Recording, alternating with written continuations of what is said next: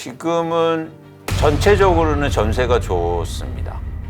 왜냐하면 전세 가격이 많이 떨어졌기 때문에 전세가 좋다고 보고 있고요. 구체적으로 계획을 세우셨으면 좋겠어요. 그래서 두리뭉실하게 그냥 집값 빠지면 사야 되지 말고 여러분들이 사시는 아파트를 예를 들어서 10개 정도 리스트를, 그러니까 목록을 작성하시고 그 아파트들의 거래량과 가격 추세를 계속 이렇게 파악하는 거죠. 그 아파트 가격이 떨어질 때 사시면 되는 거죠. 아니, 그래서 구조조정이 필요한 거예요. 어떤 구조조정이냐면 팔지 말라고 하고 있으니까, 지켜줄게 하고 있으니까 이 과정이 지금 안 일어나고 있어요. 그래서 이 구조조정이 반드시 필요하다. 오히려 구조조정을 안 하는 게 지금 주택 공급을 막고 있다는 거예요. 역설적으로.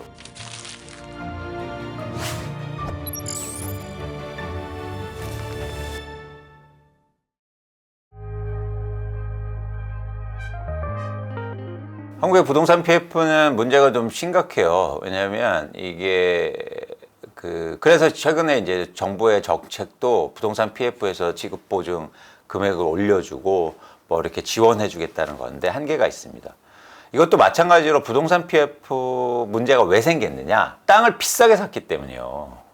그런데 근본적인 문제 해결이 안 되는 거죠. 문제 해결이 되려면 분양을 해서 높은 가격에 그 아파트를 팔아야 되는데 지금 그렇게 사줄 만한 수요가 없습니다. 그러면 이 문제 해결은 저는 되게 힘들다. 일시적으로 만기 연장해주고 뭐 최근엔 심지어 이자 후불제까지 되고 있는데 이렇게 해서 버텨낼 수 있는 문제가 아니다. 그래서 전 구조조정이 필요하다고 보고 있고, 최근에 그래서 연체율이 오히려 증가하고 있거든요. 그러니까 그런 한계가 이제 노정되는 거죠. 근데 우리가 이제 경착륙이다, 연착륙이다 이런 말씀을 많이 하시는데 저는 부동산 경착륙이 되게 우려가 돼요. 그래서 왜냐면 경착륙과 연착륙의 차이는 가격이 많이 떨어지는 게 아니고 그런 문제가 되는 게 일시적으로 나타날 때 경착륙이라고 해요. 그런 문제들이 하나둘씩 나와서 이렇게 소프트 랜딩, 연착륙을 할 수 있는. 근데 지금 부동산 PF가 어떤 문제가 있냐면 그 문제가 조금이라도 발생될까봐 그걸 막 틀어막고 있어요. 하나도 나오면 안 돼. 이러면 안 된다는 거죠. 안 된다는 측면에 당위가 들어간 게 아니고 시장 차원에서. 그래서 저는 부동산 PF 문제가 좀 커질 수 있다고 보고 있습니다. 근데 이게 부동산 PF가 커진다고 해서 집값이 뭐 폭락하느냐, 이건 또 별개의 문제예요. 그걸 이제 연결선상에서 보시면 안 돼요. 그건 이제 건설사들의 문제고 역설적으로 이런 거죠. 그래서 건설사들이나 시행사들이 엄청나게 망해요. 그럼 어떻게 됩니까? 그러면 집을 또 안 짓게 된다는 거죠. 그러면 이게 또 다른 변화가 있기 때문에 저는 부동산 PF 문제가 뭐 집값 폭락과 연결된다고 그렇게 보지는 않고 있습니다. 불가능하죠. 왜냐하면 우리나라 주택 공급에서 80% 90%를 민간의 건설사들이 책임지고 있는데 시행사나 아니면 부동산 PF가 문제가 생기면 사실 공급을 할 수 없습니다. 그래서 그런 차원에서는 부동산 PF가 또 이런 어떤 주택을 짓는 그런 공급을 위축시킬 수 있습니다. 아니, 그래서 구조조정이 필요한 거예요. 어떤 구조조정이냐면, 그러니까 예를 들어서 내가 땅을 비싸게 주고 사서 사업 진행을 못 하잖아요. 그럼 예를 들어서 이 회사가 손해를 보고 땅을 팔아야 됩니다. 싸게요. 그러면 누군가 이 땅을 싸게 살 거 아니에요. 그러면 어떻게 됩니까? 공급을 할 거 아니에요. 어떻게 해요? 싸게요. 싸게 사니까 수요가 또 붙겠죠. 그러면 시장이 살아나는 거예요. 이게 시장을 통한 문제 해결이에요.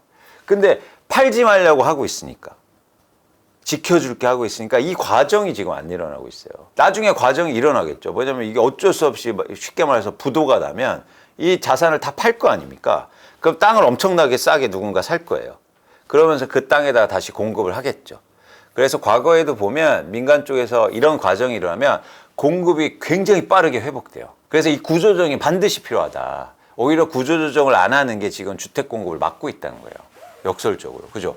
누군가는 그 땅을 사서 싸게 사면 공급을 한다는 거예요. 그래서 이들이 하기에 위해서 기다리니까 공급이 안 되는 거예요. 그래서 구조조정이 저는 반드시 필요하다고 보고 있습니다. 지금은 전체적으로는 전세가 좋습니다. 왜냐하면 전세 가격이 많이 떨어졌기 때문에 전세가 좋다고 보고 있고요. 그 다음에 월세가 상용에서 또 올랐기 때문에 수요가 많아져서 전체적으로는 그렇고. 근데 이제 개별적으로 한번 비교를 해보세요. 시중금리가 지금 금리가 올라와 있기 때문에 예를 들어서 내가 이렇게 거금을 들여서 전세 사는 게 맞는지, 월세 살면서 일부 금액을 뭐 예를 들어서 은행에 예치하거나 그렇게 해서 이자를 받아서 충당할 수 있으면 당연히 월세가 좋은 거고. 그래서 여러분들이 그건 합리적으로 선택을 하시면 좋겠다. 랍니다. 이게 어려운 게요. 여러분들이 개별적으로 다 다르기 때문에 어렵거든요. 마치 이게 병원 같이 아프다고 왔는데, 머리 아파서 왔는데, 그러면 제가 이렇게 얘기 드려요. 약 드세요. 근데 머리 아픈 게 다 종류가 있잖아요. 그래서 이게 개별적으로 말씀드리긴 어려워요. 근데 그렇게 질문하신다면 지금은 전세가 좀 난 것 같다. 약 드시라. 뭐 이거 똑같은 거죠. 근데 다 다를 거 아닙니까? 아픈 부위가. 네, 그래서 그거는 여러분들이 잘 현명하게 선택하셨으면 좋겠습니다. 아니죠. 예를 들어서 전세가 매력이 돼서 전세 수요가 증가해서 월세 수요가 감소하면 당연히 월세는 하락하게 됩니다. 예, 그래서 이것도 수요 공급 논리거든요. 특히 임대차 시장은 공급보다도 수요의 변동이 좀 커요. 그러니까 공급은 일정률이, 내가 월세를 하시는 분들은 막 월세 받다가 전세로 전환을 잘 안 시켜요.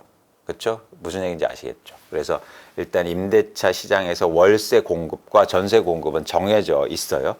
근데 수요는 막 여기서 바꾸거든요. 월세 살다가 전세 살기도 하고, 전세 살다가 월세 살기도 하고. 그렇기 때문에 이 수요의 변화에 따라서 당연히 수요가 월세 살고 싶은 사람이 많으면 월세 가격도 올라갈 거고, 반대로 전세 사는 사람들이 이제는 전세 가격이 싸졌다고 그래서 전세로 많이 가면은 월세 가격 떨어지게 되겠죠. 그래서 근데 최근에 보면 월세 수요가 많았기 때문에 월세 가격이 올랐다, 이렇게 보시면 됩니다. 월세 가격 지수가 나오니까요. 여러분들이 그거는 뭐 조사해서 뭐 지수를 판단하시면 될 것 같고. 근데 한국에서 월세를 이렇게 시장 차원에서 분석하기 좀 어려워요. 왜냐하면 반전세가 있기 때문이요. 그래서 순수하게 월세는 거의 없고, 또 반전세를 통해서 월세 금액이 내리기도 하고 올라가기도 해서 어떤 특정하게 지표를 갖고 분석하기는 되게 어렵습니다. 그래서 이건 협상하면서 많이 바뀌거든요. 협상하면서 월세를 100만 원 내세요, 뭐 1000만 원에 100만 원 내세요 했는데, 그 자리에서 제가 1500만 원에 80만 원 할 수 없을까, 이렇게 대부분 하시잖아요. 그래서 월세는 지수로 판단하기 아니라 시장을 판단하기 좀 어렵습니다. 그래서 개별로 여러분들이 그 아파트라든지 주택 뭐 이런 데들의 월세를 개별적으로 파악하시는 게 맞다. 그리고 월세는 협상이 가능하다. 그런 차원에서는 정확하게 지표를 말씀드리기 좀 어렵습니다.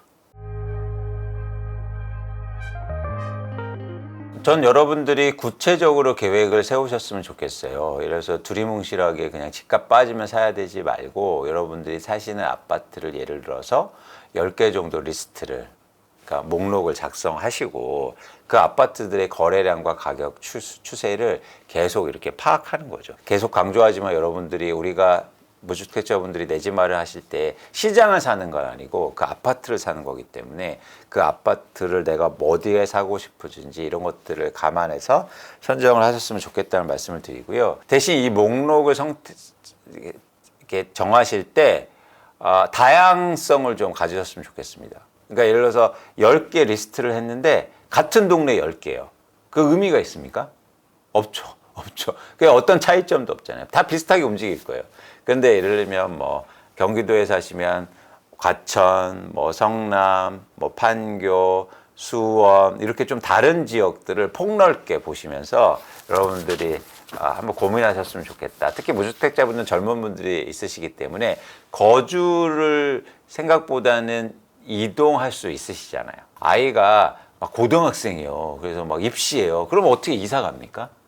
근데 상대적으로 거주 이동의 자유가 좀 있으시기 때문에 폭넓게 대상을 넓게 보시고, 그런 어떤 내가 살고 싶으시는 집의 목록을 만드시고 구체적이었으면 좋겠다. 그 아파트 가격이 떨어질 때 사시면 되는 거예요. 시장이 아니라.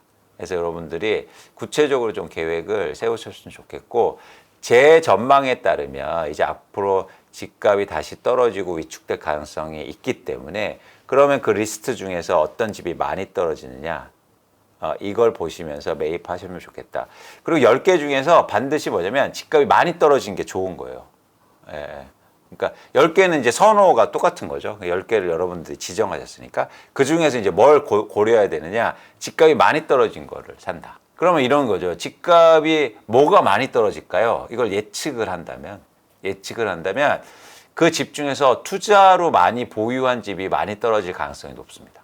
그러니까 누군가 그 집을요, 투자 목적으로 많이 갖고 있는 거예요. 그 집은 시장이 어려울 때 가격 하락폭이 클 가능성이 높아요. 왜냐면 내 집에 거주하고 있는 사람들이 많으면 변동성이 적단 말이죠. 그죠? 내 집을 막 팔고 이러진 않잖아요. 그래서 그 10개 중에서 투자로 보유하고 있는 비율이 높은 집을 또 고려를 하시라. 그러면 투자로 많이 있는 집은 어떻게 골라요? 이렇게 질문하시면 그 단지, 그 아파트에서 2년 동안 전월세 계약이 몇 채가 됐는지. 그러면 투자로 갖고 있으면 전월세로 내놨을 거 아니에요. 그렇죠? 그래서 2년 계약 주기니까 2년 동안 이 아파트가 몇 채 정도 전월세가 거래됐는지를 보면 비교가 되는 거죠. 예를 들어서 어떤 단지는 이게 똑같이 1000단지인데 2년 동안 전월세 계약을 100채를 해요. 그러면 투자 목적으로 누군가 100채를 여기 갖고 있는 거예요. 근데 어떤 단지는 똑같이 1000세대인데 200채가 거래됩니다. 그럼 훨씬 두 번째가 높죠. 전월세 비율이요. 그렇죠?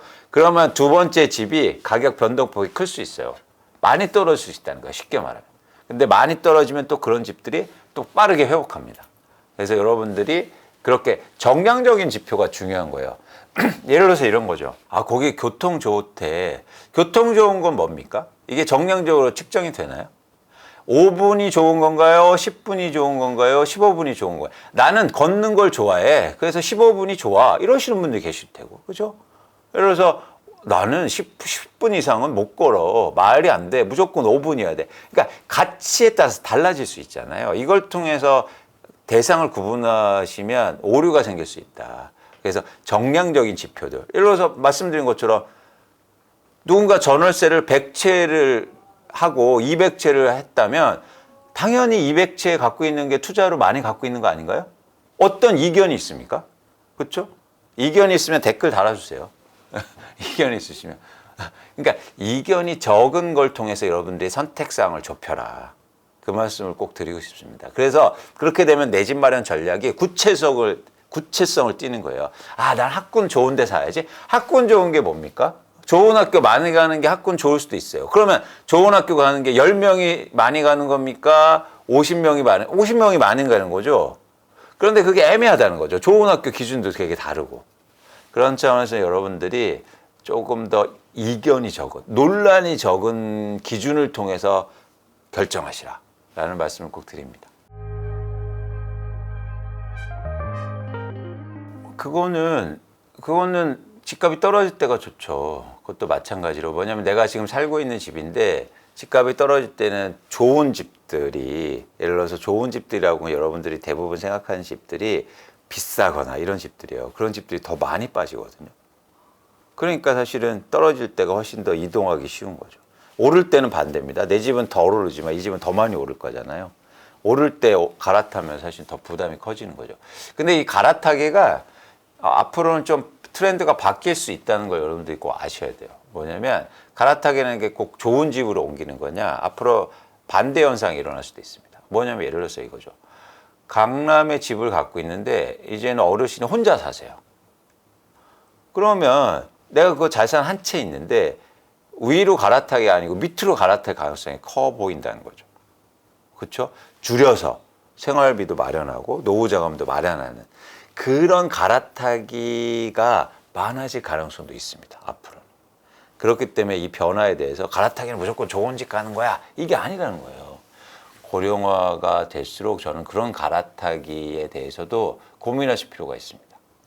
그래서 꼭 갈아타기가 좋은 집으로 남들이 선호하는 집으로 갈아타는 게 아니고 사실은 높은 데에서 낮은 데로 갈아타는 수요도 그런 어떤 수요도 많아질 수 있다. 그런 측면에서는 시장의 변화도 여러분들이 좀 고려를 하셨으면 좋겠다는 말씀 드립니다.